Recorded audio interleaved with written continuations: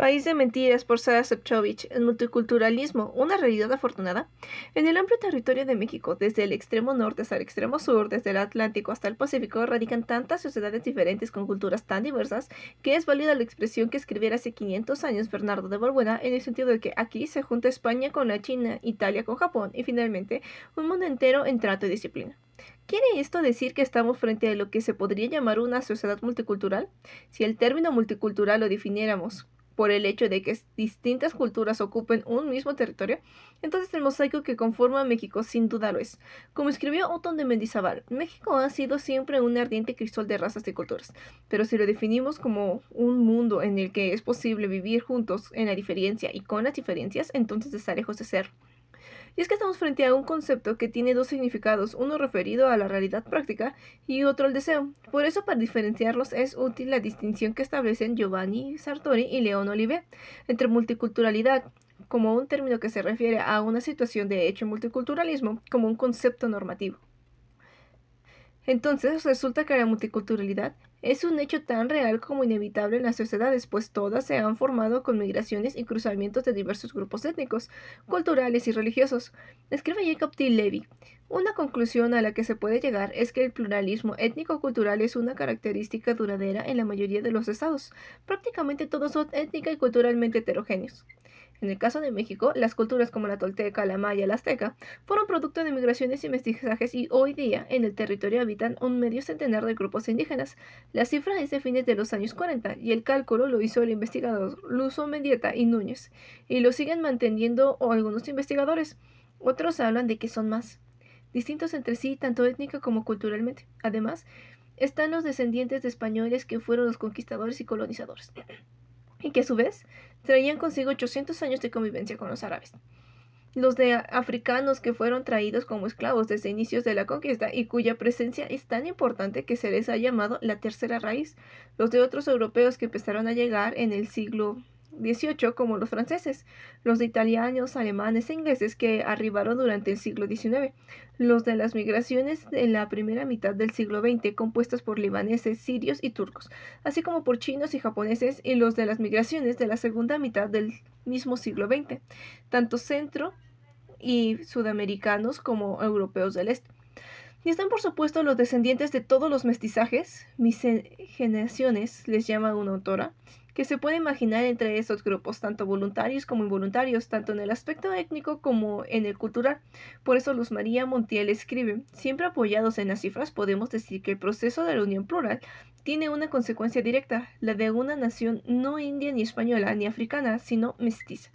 Y hoy en día la ciencia le da la razón. Según Gerardo Jiménez Sánchez, director general del Instituto Nacional de Medicina Genómica, la población de México es resultado de la mezcla de 35 grupos étnicos, incluyendo americanos, europeos y africanos. A lo anterior, hay que agregar la multiculturalidad que no es producto directo de la presencia física, como fue el caso de la cultura francesa que marcó el pensamiento liberal de nuestro siglo XIX y que dominó entre las clases altas hasta el periodo que se conoce como el Porfiriato. Las élites en América Latina deifican a Francia, escribió Carlos Monsiváis, y convierten a París en la utopía del gusto y del estilo. Y el caso de la cultura norteamericana que se impuso desde mediados del siglo XX, dando lugar a un proceso que el mismo pensador calificó como la norteamericación arrasadora del país. La multiculturalidad se produjo a veces como simbiosis, a veces como superposición, a veces como convivencia y en ocasiones como choque de las formas civilizatorias y las culturas que cada uno de esos grupos trajo consigo, las cuales, como señaló Guillermo Bonfil, fueron desde las modalidades de uso y propiedades de la tierra y del intercambio de bienes y servicios hasta los sistemas jurídico-administrativos, desde las instituciones sociales hasta los modos de relación personal, y por supuesto costumbres, hábitos alimenticios, vestuario, fiestas, religiosidad. En conclusión, y parafraseando a Balbuena, en México hoy se junta lo blanco con lo amarillo, lo negro con lo café, lo originario mesoamericano con lo español y lo africano, con lo francés y lo norteamericano, y finalmente un mundo entero en trato y disciplina.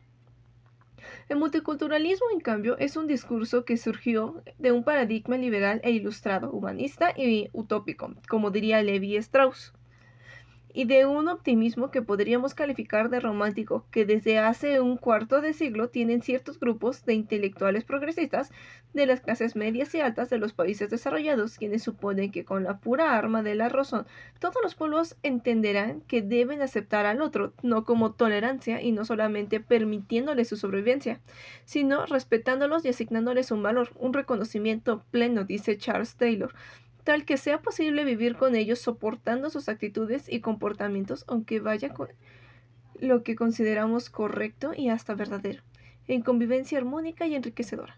Se trata de una idea que recicla una vez más la fantasía de que se pueda superar la tendencia autodestructiva de la sociedad y se adelanta al deseo de superar la opresión.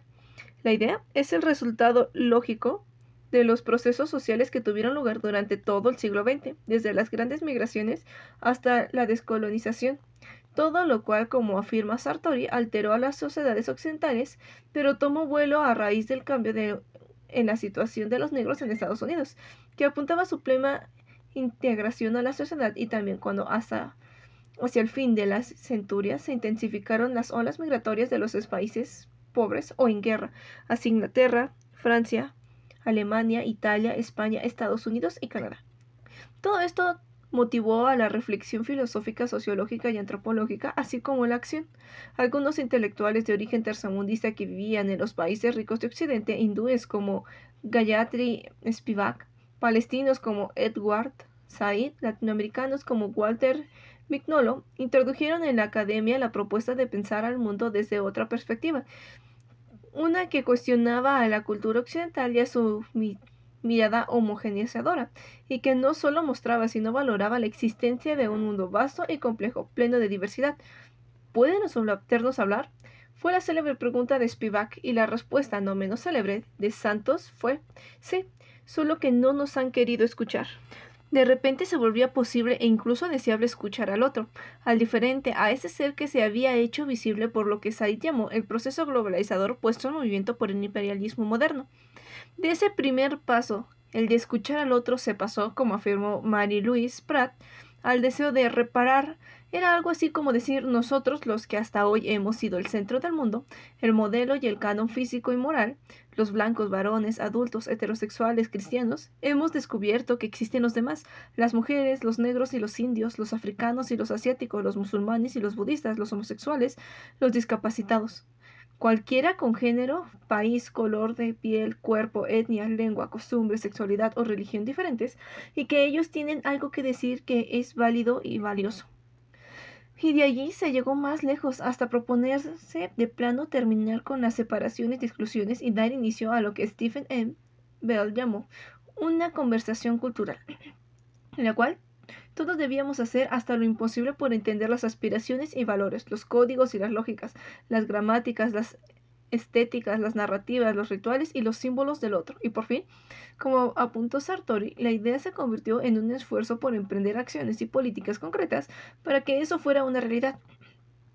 Se juntaban en esta propuesta dos luchas características del siglo XX, la del derecho a la igualdad y la del derecho a la diferencia, pero ambas dejaban de ser una dicotomía para convertirse en una misma cosa.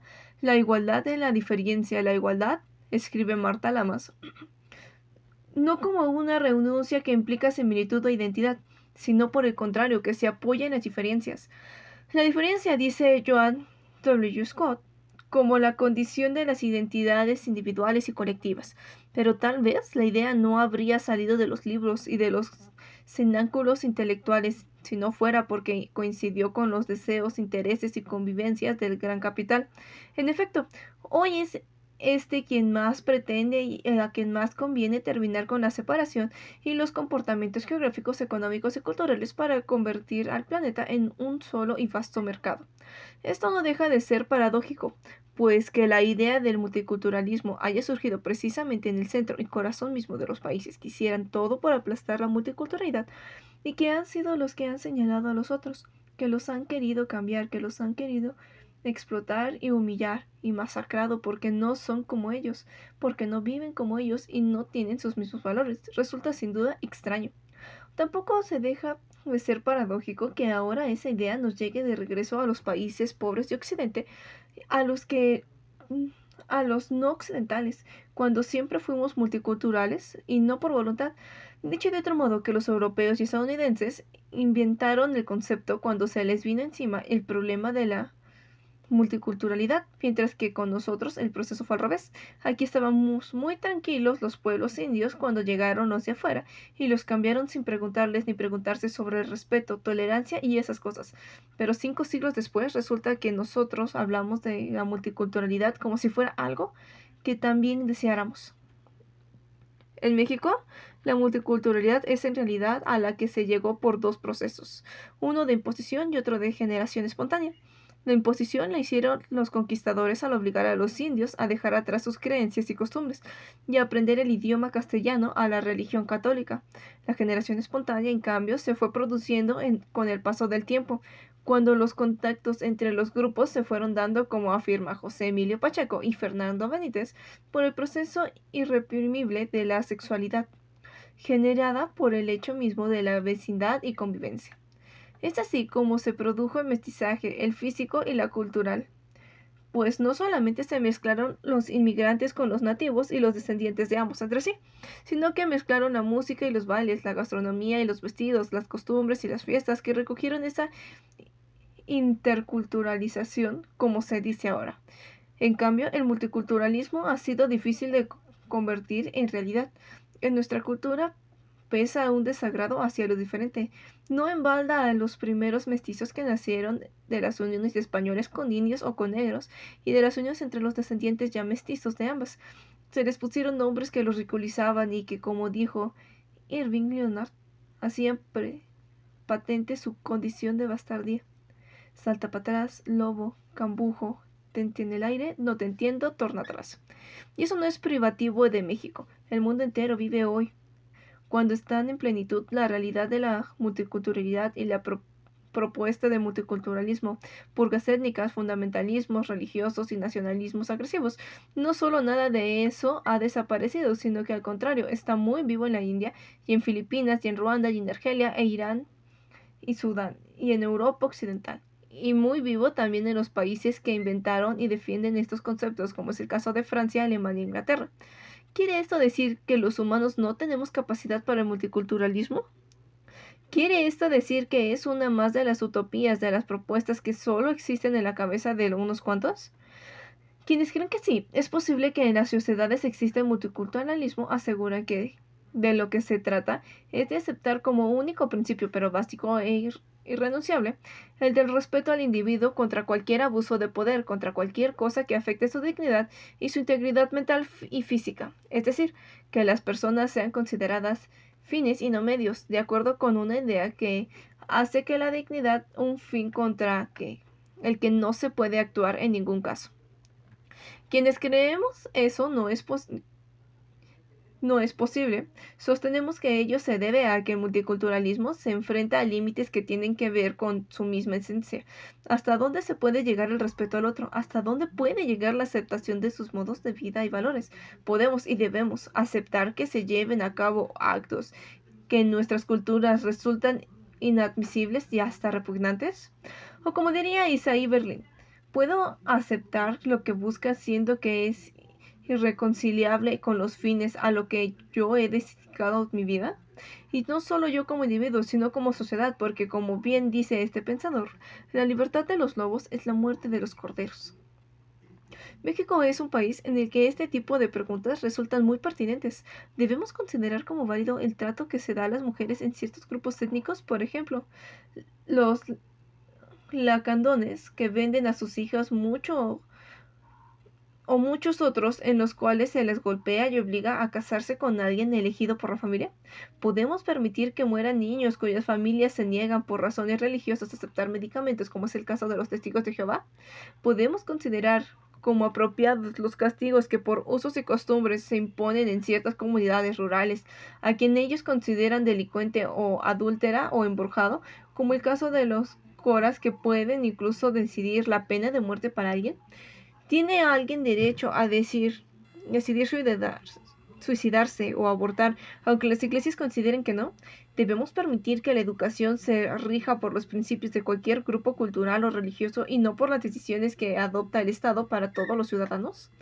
Estas preguntas, apenas unas cuantas de las muchas posibles, evidencian la dificultad del tema en cuestión, dado que apuntan a los asuntos más serios a los que se enfrenta hoy nuestra sociedad. ¿Podemos permitir que cada grupo religioso, cultural o ideológico pueda destruir lo que personas hemos construido durante años y hasta siglos?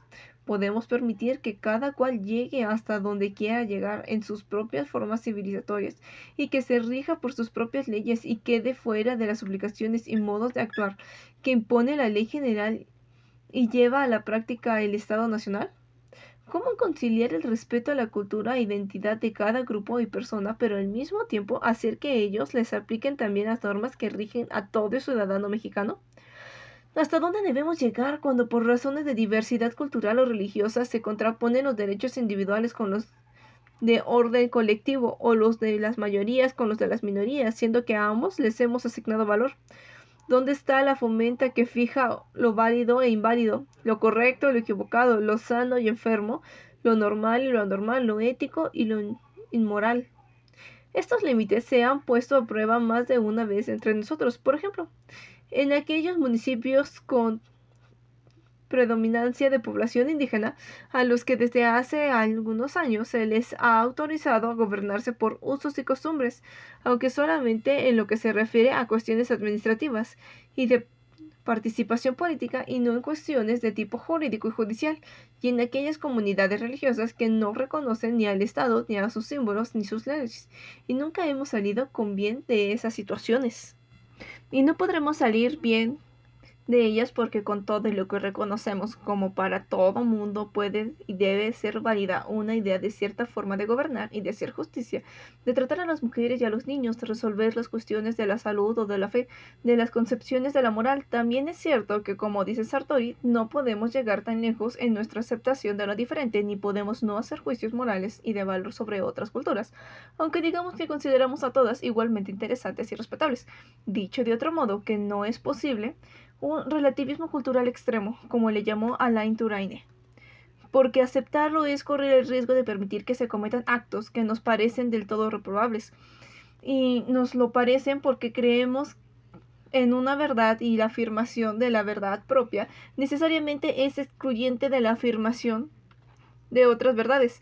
Cada uno de nosotros y como individuo y como colectividad tiene ciertos valores, creencias, principios, y nos gustaría pensar que pueden ser constitutivos de los seres humanos unas ciertas propiedades morales que cumplen de modo cabal con lo que concebimos como naturaleza humana. Unos ciertos presupuestos de lo que es ser humano, de lo que es vivir la vida en común con los demás. Lo que se nos plantea aquí es un dilema de tipo moral. ¿Debemos quedarnos ciegos ante las consecuencias prácticas de nuestros principios? Y más aún, ¿debemos o no intervenir en esos casos? La paradoja central de esta cuestión consiste en que el respeto irrestricto a otros podría incluso terminar por negar avances de las culturas occidentales que son innegables, como por ejemplo el respeto a los derechos humanos, al Estado laico, a la existencia de legislaciones e instituciones que se pretenden neutrales y aptas para amplios grupos sociales. Y esto nos regresaría a momentos muy oscuros de la humanidad y en los que unos grupos podrían paradójicamente, aprovechándose de la propuesta de respeto a la humanidad, afectar a otros. De modo que, en sentido estricto y paradójico, no se puede llegar al multiculturalismo, pues ello significa en muchos casos aceptar la oposición a los valores mismos que fundamentan la idea según la cual ese multiculturalismo es algo deseable, y significaría que cualquier grupo que considera a lo suyo como lo mejor precisamente por sus particularidades, pudiera terminar por negar lo que consideramos como lo mejor precisamente por su carácter universal. Todo lo cual no puede sino concluir que el respeto irrestricto al otro podría destruir precisamente lo que nos parece más caro y por lo que más hemos luchado. Estamos sin duda en un terreno que es la prueba de fuego del concepto y la idea del multiculturalismo. Y no tenemos respuesta frente a los cuestionamientos a pesar de los ríos de tinta filosófica que se han invertido en intentar. Quizás lo único que estamos haciendo con todo este discurso es tratar de encerrar a lo diferente dentro de ciertas certezas de una conceptualización, una metodología, un orden y unos límites conocidos, para sentirnos menos asustados frente al mundo y sus infinitas diferencias, a sus diversidades que tenemos irreconciliables.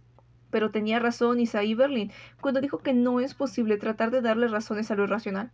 Hay algo en los seres humanos que nos impide la acepción incondicional del otro, más allá de lo que podamos racionalmente pretender.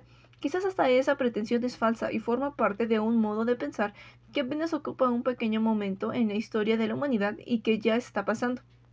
El sueño del multiculturalismo, tan deseable, tan impecable desde un punto de vista teórico, tan difícil de rebatir desde una perspectiva moderna, tan de moda como afirma Amartya Sen, es al mismo tiempo uno más de esos callejones sin salida a que conduce el modo de pensar occidental liberal, que cree que es posible construir un mundo ideal, el reino de la felicidad, la verdad y la virtud, de la tolerancia y el respeto, pero como bien apuntó Semprini, se trata de un concepto que lanza a las sociedades contemporáneas un fabuloso reto de civilización. La diversidad, necesaria y agradecible. En octubre de 2004, visitó México el Dalai Lama, líder espiritual y terrenal del pueblo tibetano. Desde que puso pie en el suelo nacional, se dedicó a insistir en la urgencia de cultivar el valor de la tolerancia. Quienes lo recibieron no solamente estuvieron de acuerdo con él, sino que hasta hicieron uso de las mismas palabras. Hablaron de la tolerancia como un gran valor e hicieron grandes elogios del diálogo como vía para lograr la armonía y la paz. ¿Quién más insistió en esto? Fue el cardenal y arzobispo primario de México, Monseñor Roberto Rivera Carrera. Sus palabras no dejaban lugar a dudas. La tolerancia nos permitirá una convivencia respetuosa, fraterna, dijo. También el secretario de Gobernación habló en ese sentido. La tolerancia como base de la construcción de la República, el Estado laico como garantía del respeto a todas las formas de creer y el reconocimiento de que todos somos iguales para poder ser distintos. Por su parte, el jefe de gobierno capitalino insistió en que la tolerancia era la única forma de evitar el avasallamiento, la humillación y la exclusión de quienes no comparten una visión o una ideología. Y como demostración de que se creía a pie juntillas en ese discurso, se organizó una celebración ecuménica en la Catedral de México, en la que participaron representantes de las distintas religiosidades que se practican en el país, y se organizaron encuentros de los gobernantes con el líder budista. Todo estuvo muy bonito y fue muy civilizado, pero fue puro cuento. Porque México es un país que no acepta la diversidad. Una y otra vez se hace evidente que en esta sociedad no caben ni los que tienen otras costumbres, ni los que tienen otras preferencias sexuales, ni mucho menos quienes profesan otra religión. Los conceptos de respeto y tolerancia son vacíos, pues aunque existen y todo mundo se llena la boca con ellos, como decía el filósofo Wittgenstein, no porque existe el sustantivo, existe la sustancia. La base y punto de partida por la cual no se acepta ni se respeta la diversidad es también histórica. México nació al mundo cuando un imperio lo descubrió, conquistó y colonizó, pero este imperio estaba formado por individuos que no habían salido de su casa como espíritus rebeldes e inconformes, sino al contrario, convencidos de que el suyo era el mejor de los mundos posibles, tal como en todas partes lo quisieron reproducir. Hacer todo lo que fuese menester y que se enseñen nuestras costumbres. Era tan profunda esa convicción que quienes llegaron a esas tierras tenían un exacerbado y puntilloso complejo de superioridad europea con respecto a lo de América, afirmó Raimundo Lazo, y lógicamente como contraparte de lo mismo, todo lo americano se descalificó y degradó. Nada quedó a salvo, todo fue sometido a un proceso de desintegración y desvalorización implacable, escribió Enrique Flores Cano. Pero esa España del siglo XVI, de la que salieron los conquistadores y colonizadores, esa España que tanto los enorgullecía y que se sentían tan superior y digna de ser imitada, vivía claustrada en un pensamiento dogmático, formalista y estrecho, que nunca quiso ni pudo abrirse a las nuevas ideas y formas de funcionar, escribe Octavio Paz. En el momento en que Europa se abre a la crítica filosófica, científica y política que prepara el nuevo mundo, España se cierra y encierra sus mejores espíritus en las jaulas conceptuales de la neoclásica. Y eso fue lo que nos marcó.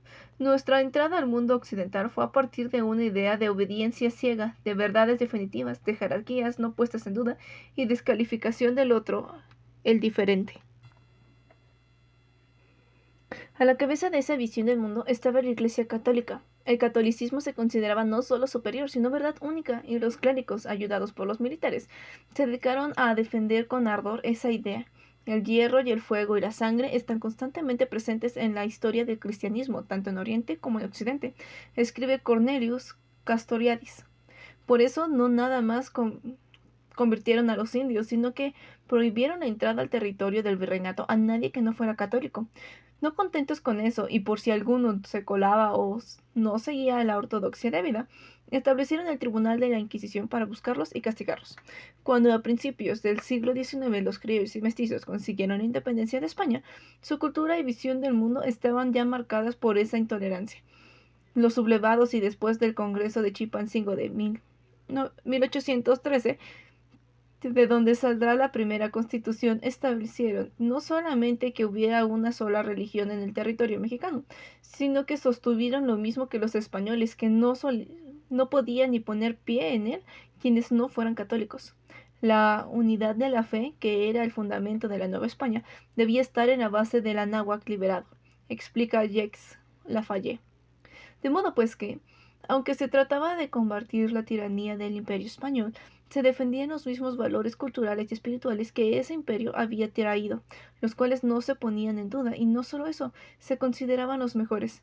Esto cambiaría al menos en el papel hasta la segunda mitad del siglo XIX, cuando los liberales en su afán de modernidad incluyeron en la Constitución de 1857 un amplio catálogo de derechos, entre ellos los de libertad de conciencia y de cultos de enseñanza y de pensamiento. Por supuesto, los conservadores se enojaron tanto que hasta se fueron a buscar a un emperador extranjero para gobernar el país. Pero con el triunfo liberal se gana esa batalla y se consigue transferir al Estado varias de las que hasta entonces habían sido atribuciones exclusivas de la Iglesia, como eran los ritos de paso en la vida de los seres humanos y la educación.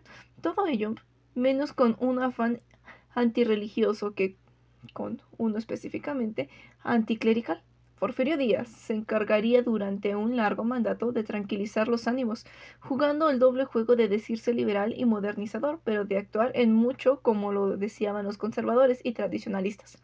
Esto permitió que se mantuviera el Estado laico y que pudieran vivir en el país grupos no católicos, pero aquellos siempre de manera algo engañosa, y estos con un muy bajo perfil. La Constitución de 1917, producto de la Revolución, conservó las ideas establecidas por los liberales, limitó las facultades del clero y afirmó la libertad de creencias en el territorio mexicano, así como la educación laica. De nuevo, eso no le gustó al clero, que criticó la Carta Magna. El arzobispo Mora del Río publicó una declaración abierta en este sentido, lo cual llevó al presidente en turno a poner en práctica medidas anticlericales como cerrar conventos y escuelas confesionales y deportar sacerdotes, a lo que a su vez la Iglesia respondió declarando la suspensión de cultos. Eso alevestó a los fieles, que se lanzaron a la guerra contra el gobierno. La zona del centro de México volvió a escuchar las balas, los trenes salían volando en pedazos, y el baño de sangre fue brutal. Tomó buen tiempo salir de esta situación y se requirieron largas y difíciles negociaciones, a las que, por cierto, poco atribuyó en la época cardenalista la introducción de la educación socialista. Pero desde entonces se aceptó y mantuvo una especie de acuerdo destinado a durar hasta hoy, en el cual el Estado oficialmente laico se encargaría de la educación y la Iglesia de las conciencias, aquel haciéndose de la vista gorda cuando esto no se cumplía, como sucede en las escuelas particulares de las clases altas. Pero se puede decir como conclusión y sin temor a exagerar que toda la historia independiente de México ha visto la lucha de la Iglesia Católica por recuperar su poder e influencia en la población, sea a través de la educación y de la participación en política, así como emprendiendo una batalla feroz contra cualquier otra religión que los ciudadanos pudieran preferir.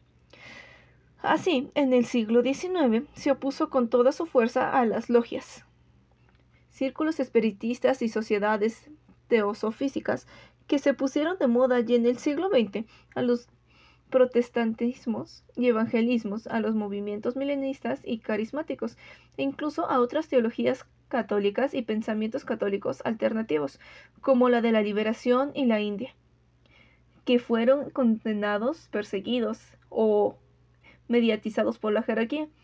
Basta un ejemplo. Cuando a fines de los años 60 se formaron grupos de lectura de la Biblia para reflexionar sobre problemas de la comunidad y formas de solucionarlos, el episcopado las atacó duramente, obligándolos a desarticularse y disolverse. Lo mismo sucedió con los esfuerzos para psicoanalizar a sacerdotes emprendidos por el religioso Giorgio Le Mercier, con el discurso calificado de izquierdista de algunos obispos como Sergio Méndez Arceo, y con el apoyo de algunos curas a rebeliones sociales locales, como Samuel Ruiz en Chiapas. La Iglesia en México ha mantenido su oposición total y definitiva frente a cualquier forma religiosa diferente a la que lleva el sentido jerárquico y conservador. En acuerdo con el Vaticano, por eso Roberto Blancarte la define como contrarrevolucionaria, antiliberal y antimoderna. El único caso de cierta tolerancia que viene desde la época de la colonia y tiene que ver con el estatuto de inferioridad que se le da a los indios ha sido con la religiosidad católica indígena popular, que es muy sincrética y enfatizada el rol de los santos patrones y sus imágenes, además de las celebraciones comunitarias y las peregrinaciones. Pero esa tolerancia no ha evitado, dice Carlos Garma, que intenten dirigirla hacia prácticas de culto más aceptables para la Iglesia y más cercanas a las estrategias que a ella favorece.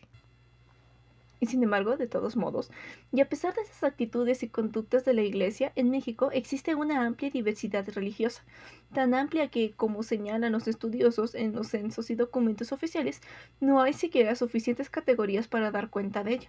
Esta diversidad se inició en el siglo XIX, cuando por las leyes liberales se pudieron instalar en el territorio nacional las primeras congresiones protestantes. En 1858, el presidente Juárez cedió 2 templos a la Iglesia Episcopal Mexicana y para 1876 ya había 129 de ellas, y la curva ascendente se mantendría constante hasta mediados de los años 30 del siglo XX. Pero fue en la segunda parte de esa centuria cuando se produjo el fenómeno del intenso y rápido crecimiento de distintas denominaciones religiosas en el país. Esto resulta curioso porque ese era un momento en la historia de la humanidad cuando se apostaba por la desaparición de las religiones en las sociedades modernas y todo apuntaba al abandono no solo de las iglesias sino incluso de la fe. La tendencia había comenzado a manifestarse desde finales del siglo XVIII, cuando los racionalistas y los ilustrados hablaron de la capacidad de elegir el ser humano, idea que se intensificó con el surgimiento del liberalismo y su idea a los derechos del individuo. Fue entonces cuando se produjo eso que Kant llamó la separación de las esferas, que permitía diferenciar entre lo público y lo privado, dejando las creencias y a los sentimientos religiosos en la esfera de la conciencia, como le llamaba Spinoza, de la subjetividad, como se le llamó después, de lo privado, como le llamó hoy Bovero. La religiosidad se convertía en una decisión personal y en una responsabilidad individual. Cada quien podía establecer su relación particular con las creencias, podía permanecer en su religión de origen, cambiar de religión o de plano abandonar. Y más todavía podía seguir teniendo fe, pero sin que ello impidiera el paquete completo de la religión y las iglesias constituidas, con sus maneras de funcionar, sus jerarquías y ortodoxias, sus reglas y rituales. Y sin embargo, a contrapelo de lo esperado para fines de la centuria pasada, se había producido un renacimiento y fortalecimiento de la regionalidad, no que habría sorprendido al mismísimo Mallaraux cuando dijo su célebre frase de que el siglo XXI sería religioso o no sería. En todo el mundo empezaron a llenarse otra vez las iglesias y los templos. Las mezquitas nunca se habían vaciado, y hasta volvieron a producirse las viejas guerras de religión y se vio surgir una nueva ortodoxia fundamentalista, palabra que inventaron en el siglo XIX grupos cristianos de Estados Unidos, en todas las religiones históricas, así como movimientos de nuevas religiosidades, en los que mucha gente de los países occidentales pareció encontrar respuestas más acordes con sus nuevos estilos de vida. Lo interesante del fenómeno, como bien lo vio la estudiosa Danielle Gerbion-Leyer, fue que contradijo lo que se había pensado respecto a la modernidad, pues no sucedió que ella generara sociedades menos creyentes, sino sociedades diferentes de creyentes, o dicho de otro modo, que la modernidad no significó que a los humanos les dejara de hacer falta creer, sino que mostró que les hacía falta creer de otra manera, ya fuera con una intensidad diferente dentro de los caminos tradicionales o con modos alternativos a los modelos dominantes. lo cual dio lugar a la proliferación de las maneras de creer que se había producido en los países occidentales. En México también se dio ese proceso. Algunos creen que se debió a la manipulación externa y acusan sobre todo al diablo norteamericano que quiere invadirnos a través de sus formas religiosas. Otros a la forma violenta en que se penetró en nuestro país la modernización capitalista, con sus secuelas de dislocación y unos más a que es una tendencia mundial a la que es difícil escaparse debido a la apertura a las comunicaciones y a la información, lo cual ha permitido conocer el mercado religioso con sus diversas ofertas. Hay también quien lo atribuye a causas individuales que van desde la insatisfacción personal con las respuestas espirituales que conocen. Herbert Lerger habla de la incertidumbre que se vive en la actualidad y que pone continuamente en entredicho las certidumbres racionales, hasta la molestia con las prácticas culturales o las exigencias económicas y de poder que implica la religión en la que se nació. Y por fin, hay quien lo atribuye al atractivo que significa otros rituales y modos de creer que le permiten a quien entra en ellos adquirir eso que René de la Torre llama una identidad social y que según Jean-Pierre Bastien significa la dignificación del actor social marginado a través de las nuevas expresiones religiosas. Pero Antonio Roquenin simplemente cree que esto siempre fue así, que no se trata de ningún fenómeno nuevo, sino que simplemente nos han hablado, dado cuenta. Una de las cosas que estamos descubriendo y que es verdaderamente interesantísima es que en México es muy plural en sus manifestaciones religiosas. No es necesariamente un país católico, pero es un país muy religioso y está abierto a cualquier oferta. Aquí cualquier oferta prende rapidísimamente. Según las investigaciones de los especialistas, el crecimiento del universo religioso no católico en México, o de credos ajenos a la religión mayoritaria, como le llaman algunos estudiosos, se ha llamado principalmente en las fronteras norte y sur del país y en los alrededores de las principales zonas urbanas, mientras que el centro de México sigue manteniéndose en el tradicionalismo católico, en algún investigador llama barroco, y es menos proclive a la aceptación de otras religiosidades. La proliferación de las diversidades religiosas no católicas, como les llama José Andrés García Méndez, responde a ciertas características socioculturales de los receptores, que este no es el lugar para analizar, solo que tienen que ver con cuestiones como el tipo de organización social, las características de las propiedades de la tierra, las dinámicas de conflicto, ciertas necesidades de la comunidad y un largo etcétera. Lo único que sí puede afirmar es que el fenómeno se produjo principalmente entre los pobres y marginados de los sectores rurales, que se han visto atraídos por las ofertas cristianas, protestantes y evangélicas y recientemente también por el Islam, entre algunos sectores de las clases bajas y medias urbanas atraídas por las ofertas orientales, esotéricas y precolombianas que producen sistemas de significación de los que tienen necesidad. De todos modos, la religión mayoritaria en México ha sido y sigue siendo el catolicismo, que a su vez es mayoritaria a posición apostólico y romano. Hay también variantes católicas tanto tradicionalistas como populares y modernas. Martínez Assad cita la ortodoxia antioqueña o maratonia griega de Moscú, mexicana y de Trento, y otras religiosidades cristianas, por ejemplo, las evangélicas, bautistas, pentecostales, luz del mundo, presbiteriana, las protestantes, metodista, luterana, anglicana, y otras, mormones, testigos de Jehová y adventistas del séptimo día, estas últimas llamadas escatológicas por algunos estudiosos, así como las espiritualistas trinitaria, mariana, fideísta. Y están también las religiosidades no cristianas como la judía, la musulmana, la orientalista, budistas e hindúes, de diversos tipos, las prehispánicas o mexicanas, o los llamados nuevos movimientos religiosos o nebulosa místico-esotérica o New Age. A ello hay que agregar a los laicos, pues como dice Michelo Bovero, la posición laica frente al mundo existe como una manera de concebir y explicarse y valorar el mundo de manera diferente a la religiosa, y de hecho en México ha tenido y sigue teniendo muchos defensores. El hecho es que para los años 80 del siglo XX ya había 2,5 millones de no católicos en México y 10 años después 1 millón más. Hoy, en el siglo XXI, su número sigue creciendo al punto que hay algunos lugares del país donde los no católicos ya son más que la población católica. Por ejemplo, las zonas enteras en Chiapas, Tabasco y Oaxaca, en las que los católicos son minoría.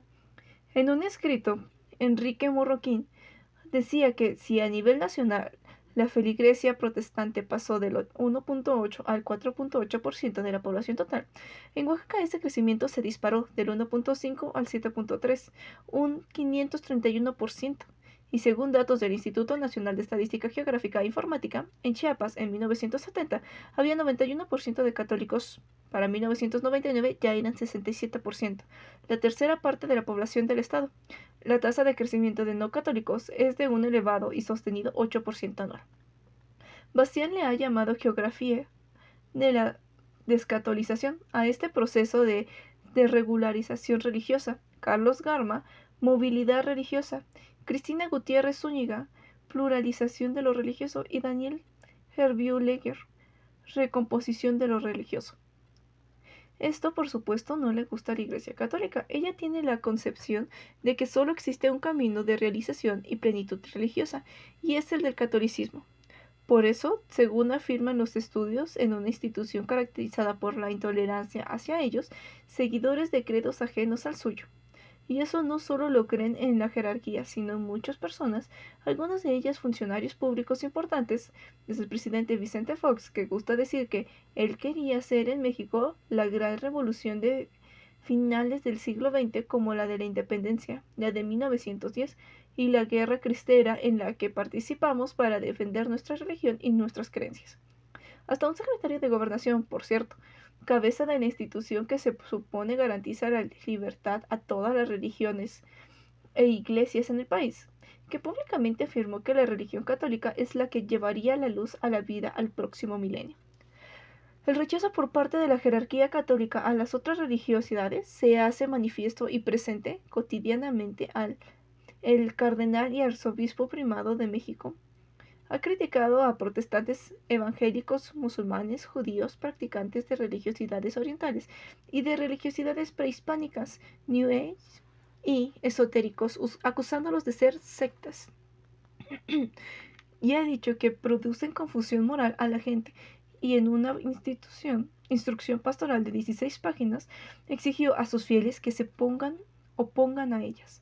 Por su parte, el obispo de Catepec dice: no me gustan y no puedo aceptar ni a los mormones ni a los testigos de Jehová, por su afán de proselitismo a costillas nuestras, afán que le molesta aunque él mismo tiene tiempo afirme que parte importante de su propia misión sacerdotal consiste en evangelizar y que se dedica a ello con ardor. Y se burla de pentecostales y anglicanos que se quedan con una parte, la que les conviene, la de la religión, y son locos, con una prédica exagerante. Un clero que se ha dedicado muchísimo más a ideologizar que a predicar a Cristo, o más bien, que predica a un Cristo ideologizado. Y hasta se ríe de quienes llaman obispos o apóstoles en otras religiones. Obispo solo hay uno, en serio, es una chunga. Por su parte, el obispo de Huejutla, Hidalgo, declara que aquí no voy a permitir que haya evangélicos, mientras que otros obispos han dicho que estiman poco conveniente que sus feligreses tengan trato con disidentes religiosos. Pero además de la descalificación, se ha llegado al franco hostigamiento y persecución contra quienes practican otras religiosidades, desde amenazarlos hasta impedirles la construcción o apertura de sus templos, o incluso quemarlos cuando ya existen. Desde afectarles sus bienes y privarlos de servicios, hasta impedirles enterrar a sus muertos en los panteones, desde encarcelamientos y agresiones físicas hasta expulsiones en las comunidades. Los ejemplos son numerosísimos. En Puebla, en Oaxaca y por acá en el Estado de México, no nos dejan entrar, dice una obispa metodista. En Tlatichonol, Hidalgo, el presidente municipal manda a encarcelar a los evangélicos y en pleno domingo, y con la complacencia del señor cura de la parroquia, sacaron a las mujeres de la cárcel y las desnudaron en público por su pecado. Eran protestantes. Después de eso, obligaron a todos a firmar una renuncia de su fe evangélica, so pena de matarlos. los obligaron a arrodillarse frente a las imágenes y a ir de rodillas a la parroquia. En una comunidad de Chiapas amenazan a 3 familias evangélicas y se les impide practicar su religión en contracomunidad. Se llega más lejos. Los evangélicos fueron golpeados a puñetazos, patadas y garrotazos, de tal manera que todos quedaron con lesiones en sus cuerpos, y 2 de ellos, además en la cara. Asimismo, la señora Teresa Gómez, de 47 años de edad, sufrió un golpe con un garrote que le causó una herida en la frente, y la señora Cristina Cruz, de 21 años, embarazada, también sufrió una herida en su cabeza ocasionada por un garrotazo. En una carretera cercana a San Juan Chamula, 5 hombres armados emboscaron al pastor Mariano Méndez Díaz y lo asesinaron. 7 días antes, en el municipio de Mapastepec, había sido asesinado Jairo Solís, otro pastor. Desde 1981 van 10 los torturados y asesinados por su fe. Y suma y sigue. En Baja California Norte, a los hijos de familias testigos de Jehová se les corre de las escuelas porque no saludan a la bandera y otros símbolos patrios. En Oaxaca, de los 352 conflictos violentos que se registraron entre 1975 y 1992, 53 se originaron por la falta de participación de la parte evangélica de las actividades de la comunidad. En San Juan Chamula, Chiapas, se expulsa de sus pueblos a los presbiterianos. En Hidalgo, a los evangélicos no se les deja construir sus templos. En Jalisco, se obliga a los creyentes de otras religiones a desplazarse. Y todavía más, en San Cristóbal, a los musulmanes que rezan alguna de las 5 veces al día que les impone su fe, los acusan de contravenir la ley y que impide actos de culto en las calles, aunque nadie hace lo mismo cuando se llevan a cabo peregrinaciones católicas. Y en un folleto anónimo que hicieron circular los obispos maronistas, titulado "El Islam está invadiendo a toda América Latina", se acusa a esa religión de pretender ser la única y verdadera, y se dice: en comparación con el cristianismo, religión espiritual sublime y estérea, el Islam se presenta como una religión carnal, dominada por el sexo, y el Islam es una religión esencialmente terrorista, fundamentalista e intolerante, más peligrosa que las sectas. Lo mismo se hace respecto al budismo. Un célebre conductor de radio recibió amenazas de perder publicidad por invitar a su programa un experto en esa religión.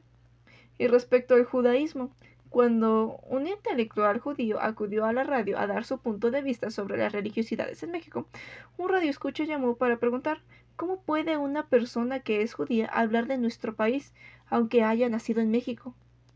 El asunto ha llegado tan lejos que en la capital de la República, una poderosa empresa productora de pan puede exigir que se cancelen las transmisiones de una telenovela cuya posición moral le desagrada. Y en un diario de circulación nacional, una articulista recibe amenazas por escribir sobre el liberalismo y los beneficios de esa doctrina política le trajo al país. En una carta enviada por un lector al director del periódico le dice que dicha corriente de pensamiento estuvo siempre ligada a la masonería universal, lo cual era sinónimo de diabólico, incluso en un caso en que grupos ecologistas se opusieron a la construcción de una iglesia en el predio llamado Ombligo Verde en Cancún, considerando que era prioritario preservar ese único pulmón de la ciudad. Varias personas tergiversaron el asunto y se lamentaron de que existiera gente que tiene como objetivo proferir ataques en contra de la Iglesia Católica y promover el desprecio de la religión que profesan la mayoría de los mexicanos. Convertir las cosas que no tienen nada que ver en supuesta persecución contra la Iglesia es una actitud que se repite y reitera. Y así como la defensa de un sitio ecológico pasa a ser un supuesto ataque a la religión, así la defensa de la tolerancia y el respeto a la diversidad religiosa terminan convertidos en afirmaciones contra el Estado y la educación laicos. Y es tiempo de madurar como sociedad, entendiendo que los mexicanos tienen todo el derecho de profesar su religiosidad, aunque este derecho solo se refiere, como ya hemos visto, a la práctica del catolicismo. El punto de partida que autoriza y justifica estas conductas es que no hay ninguna razón para respetar a los que profesan religiosidades diferentes a la mayoritaria, y que se pueden violar sus derechos humanos y civiles porque nadie, ni las autoridades religiosas, ni las del Estado o las políticas, los van a defender.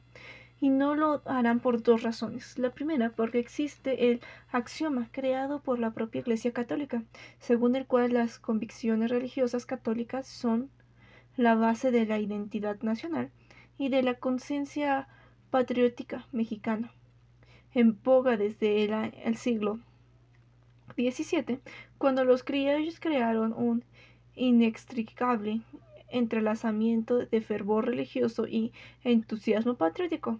A partir de entonces, catolicismo y mexicanidad se han unido en un lazo considerado indisoluble y que excluye a todas las demás religiosidades. Y no solo eso, sino que además dicho axioma lleva implícita la afirmación de que entre más religiosidades existan en el territorio de la nación, habrá más conflictos. Y la segunda es porque, como lo ha señalado Castoriadis, en las sociedades humanas es imposible construirse a uno mismo sin excluir al otro, sin desvalorizarlo y finalmente sin odiarlo. Es el origen de todo ello. Hay una categorización del mundo y una lógica que les confiere a esos otros una esencia malvada y perversa que justifica de antemano todo lo que uno se proponga hacerlo sufrir. Sobre el repudiado, pues, van todas las culpas, maldiciones y fantasías de venganza explícita. Néstor Brownstein, porque los consideran no solo equivocados, sino herejes, y existe la idea de que es necesario aniquilar a esas herejías, porque ellas ponen en peligro la fuerza, el poder y la seguridad de lo propio. ¿Qué hacen las autoridades frente a esto? Hablan, sueltan palabras, mandaremos un oficio, investigaremos lo que sucedió. Esto es lo que dicen cuando reciben las denuncias, pero nunca hacen nada. Dicen que en México no hay intolerancia religiosa y asunto resuelto. Afirma el apóstol Gabriel Sánchez y agrega: no nos hacen caso, nos mandan con el secretario del secretario, y ese nos manda con el conserje, y este todavía nos manda con su secretario. Por eso el pastor Abner López dice: los funcionarios hablan mucho de justicia y de ecumenismo, pero cuando suceden las amenazas y los impedimentos para ejercer los cultos, las persecuciones y las expulsiones, no dicen esta boca es mía, se quedan callados. De modo pues que en México, a pesar de que los artículos 224 y 130 constitucionales garanticen la libertad de culto religioso, a pesar de que se han firmado toda suerte de documentos como la Declaración de Principios sobre la Tolerancia, la Declaración para la Eliminación de todas las formas de intolerancia y discriminación fundadas en la religión. A pesar de que existe una subsecretaría de asuntos religiosos que pone al Estado como garante de la pluralidad religiosa y una ley de asociaciones religiosas y culto público que asienta que cada quien puede tener o adoptar creencia religiosa que más le agrade, practicar en forma individual o colectiva los actos de culto o ritos de su preferencia. A pesar de que existe un Consejo Interreligioso de México y un Consejo Ecuménico de México, ambos presididos por el cardenal y arzobispo primario, en el que están presentadas una veintena de religiosidades que existen en el país, a pesar de que se festeja año con año el Día Internacional de la Tolerancia Religiosa. De los muchos libros que se publican, foros que se organizan sobre el tema y discursos que hacen tanto la jerarquía católica como las autoridades. De todos modos, no hay ninguna aceptación real de la diversidad religiosa. Son una vez más palabras vacías, o como diría el jurista, una visión legalista que no implica en los hechos su despliegue. Por eso, un foro de especialistas celebrado en 2006 concluyó que la del gobierno es una cultura de simulación que viola constantemente el marco legal que rige las relaciones entre Estado, iglesias, agrupaciones y asociaciones religiosas. Pero no solo en el terreno de lo religioso sucede esta falta de aceptación de la diversidad. El otro campo en el que abiertamente se agradece a los diferentes es en el que de la sexualidad. En 1997, los locutores de una estación de radio en la capital dieron la noticia de que San Luis Potosí era el estado que registraba mayor número de divorcios en el país por causa de homosexualidad. pues los maridos abandonaban a las esposas para irse con otro hombre. Las burlas y descalificaciones no se dejaron esperar, a pesar de la ley que asegura que habrá penas de prisión a quien incite el odio a la violencia por razones de orientación sexual. A fines de 2006, un niño fue expulsado de su escuela en Aguascalientes porque tenía lo que su maestra consideró actitudes demasiado femeninas, y ella misma encabezó y provocó las burlas del resto de los alumnos, con todo y que el artículo 282 bis del Código Penal impone penas de 1 a 3 años de prisión a quien cometa actos de discriminación por razones de orientación sexual. En nuestro país, el desprecio a los homosexuales es fuerte. La última encuesta mundial de valores, escribe una estudiosa, señala que para 59% de los mexicanos el homosexualismo es injustificable, y en las encuestas nacionales una mayoría dijo que por ningún motivo aceptarían en su casa a un homosexual.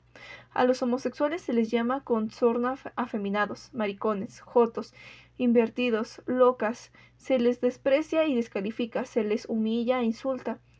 Patricia Mendoza González cita un letrero ubicado en el balneario Ojo Caliente, en Aguascalientes: se prohíbe la entrada a animales y homosexuales, y también se los agrede y asesina. Entre 1995 y 2000 hubo 213 crímenes por homofobia. Por eso Alejandro Vitro habla de plano de una política de exterminio. También, en el terreno de las prácticas reproductivas, la intolerancia ha sido enorme y la Iglesia ha encabezado una lucha frontal para que se prohíban los anticonceptivos, el uso de condón y el aborto, a pesar de los serios problemas que estas prohibiciones significan. Por ejemplo, que anualmente mueran miles de mujeres por abortos mal practicados, 100.000 según datos del Grupo de Información en Reproducción Elegida. El aborto es oficialmente reconocido como la cuarta causa de mortalidad materna.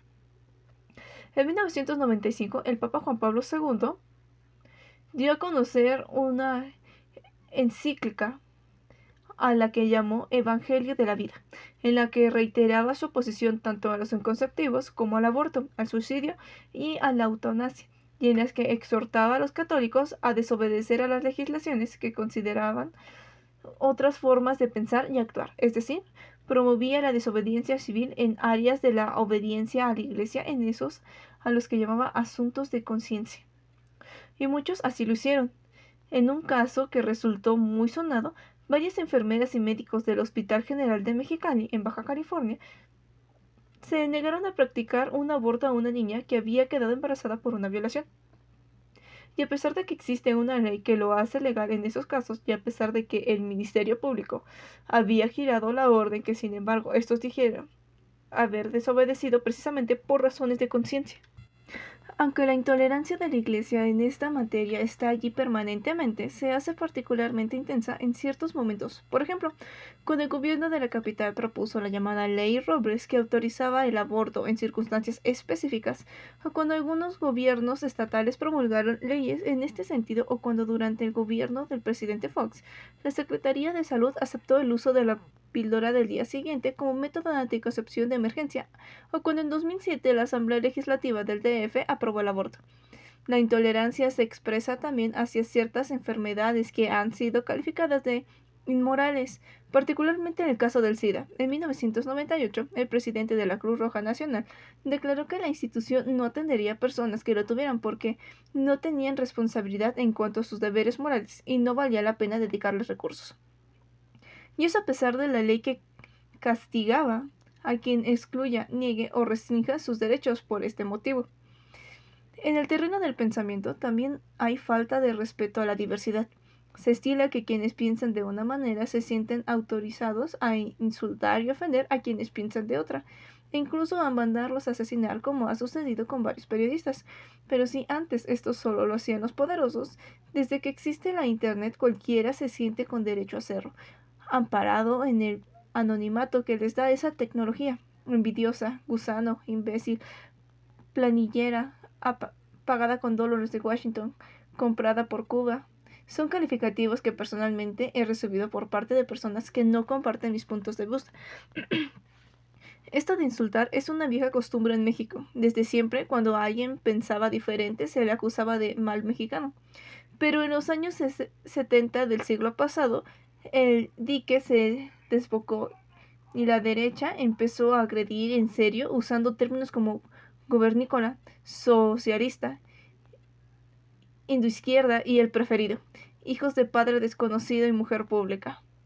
Unos años después, la cosa había llegado tan lejos que ya se lanzaban jitomates, huevos podridos, piedras, botellas y bolsas llenas de porquería a quienes pensaban diferente.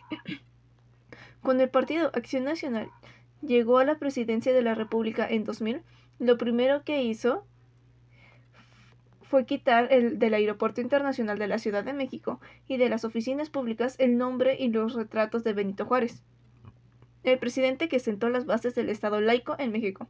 Y dado que la oposición de los libros de texto gratuito y a su versión de la historia nacional había sido constante desde que se los introdujo al sistema educativo, algunas autoridades locales aprovecharon para hacer sus propios libros, con una versión diferente. Así lo hizo el presidente municipal de la ciudad de Guadalajara, quien con dinero del ayuntamiento publicó y repartió más de 40,000 ejemplares de un libro de historia y geografía para tercero de primaria, en el cual quita a los héroes del panteón oficial y en su lugar pone a clérigos, curas, personajes conservadores y militares del Partido Acción Nacional.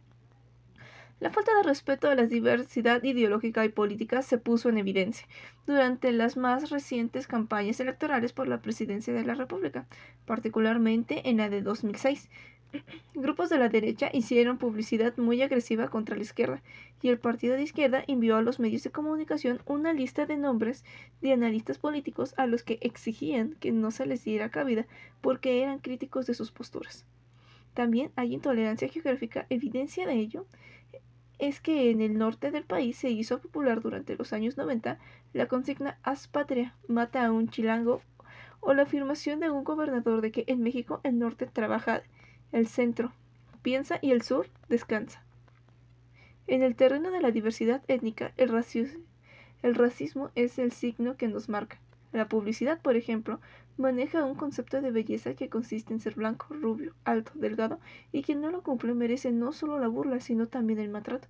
Nadie quiere tener el cabello rizado de los negros, los ojos rasgados de los japoneses, la nariz aguileña de los judíos europeos, la piel café de los indígenas, el cuerpo regordete típico de un país pobre cuya alimentación se basa en los carbohidratos y los diarios. Las personas se quejan de que en restaurantes, clubes sociales, discotecas y antros discriminan a las personas morenas, con rasgos indígenas y chaparras, pero esa discriminación está tan incorporada en nosotros que ni cuenta nos damos. Tiene un tipo muy mexicano, pero no es bonita. Aunque sea moreno, es guapísimo. Son expresiones que escuchamos a cada rato. Por eso, incluso alguien que mandó una carta a un diario para lamentar esa situación, se sintió obligado a advertir: "Yo he tenido la suerte de no sufrir este problema porque soy güerita, hija de papá estadounidense y mamá española".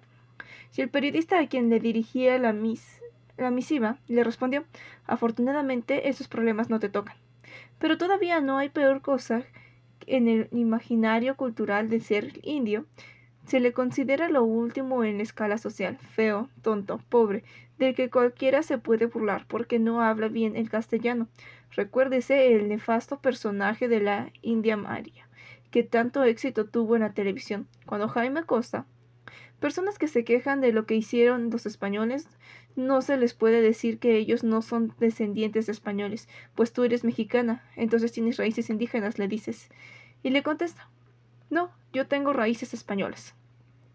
Por supuesto, de un racismo deriva otro y tenemos casos de racismo invertido, como cuando en un concierto masivo en el Zócalo capitalino en mayo de 2002 no se le permitió presentarse a un grupo musical venido de España con el argumento de que eran güeritos, y algo similar ocurrió en la Facultad de Filosofía y Letras de la Universidad Nacional, cuando en sus paredes aparecieron pintas contra los blancos que decían: "No los queremos aquí", y "La escuela para los prietos". Este modo de pensar llega tan lejos que incluso se considera que cualquiera de piel clara siempre es rico y nunca puede ser un buen mexicano. En una carta enviada por una lectora me dice: "Aterra que este país esté en manos de los egresados de las universidades privadas, por ese desapego que tienen a las necesidades sociales del país". La falta de respeto a la diversidad se manifiesta por muchos otros lados, desde que presidentes municipales decidan prohibir a las mujeres el uso de minifaldas y a los varones los aretes en las oficinas públicas, porque según ellos les corresponde defender el pudor. Hasta los cómicos de la televisión que se burlan de las señoras que se dedican al hogar, desde quien se opone a decisiones como la de ser vegetariano o de defender el medio ambiente que les parecen ridículas, hasta quien le molesta que la gente pueda divertirse en antros, table dance y burdeles, porque le parece inmoral, como si solo se viera ser deportista, ir a misa o a una biblioteca. En un escrito reciente, José Woldenberg cita una encuesta hecha por el Consejo Nacional para Prevenir la Discriminación, en el cual resulta que el 94.7% de los homosexuales, el 94.4% de los discapacitados, el 94.2% de las mujeres, el 90.8% de los indígenas, el 88.7% de los adultos mayores y el 80% de las minorías religiosas piensan que en México existe discriminación hacia ellos. Esta es una percepción brutal, pero que se sustenta en datos según el mismo autor. En un solo año, 42.8% de los homosexuales dijo haber sufrido un acto de discriminación por su condición, 32.9% de los discapacitados, 31.5% de los indígenas, 24.5% de los adultos mayores, 21.4% de las minorías religiosas. Estos datos coinciden con los de otras encuestas según los cuales mucha gente respondió que no permitiría que en su casa vivieran personas con ideas políticas distintas a las suyas, de otra religión, de otra raza, homosexuales, discapacitados o indígenas. Las tendencias se corroboran en la más reciente encuesta nacional sobre la discriminación de México realizada a mediados de 2004 por la Secretaría de Desarrollo Social, que una vez más nos enfrenta a la realidad de que la nuestra es una sociedad con intensas prácticas de exclusión, desprecio y discriminación hasta ciertos grupos, y que ponen en evidencia que la discriminación está fuertemente enraizada y asumida en la cultura social y que se reproduce por medio de valores culturales en el seno de la familia. En conclusión, en México el otro es diferente, el diverso, sea por su religión, cultura, costumbres, modos de vida, creencias, concepciones morales y éticas, ejercicio de la sexualidad o ideología política, es inaceptable. Hay contra ellos una fuerte discriminación y lo que Monsiváis llama un rencor activo. Y eso es así, aunque el discurso pretende lo contrario. Desde la época en que el secretario de Gobernación, el presidente Cedillo, afirmaba que en el respeto a nuestras diferencias está la construcción de una nación soberana, más democrática y más justa, hasta hoy, cuando el gobernador del estado de Jalisco asegura que en la entidad se promueve la sana convivencia y el respeto a todas las creencias. Ha pasado más de una década de mentiras, pues como afirma Magdalena Gómez, en México existe una cultura racista, discriminatoria, homofóbica y con expresiones de intolerancia hacia lo que se le sale del patrón hegemónico.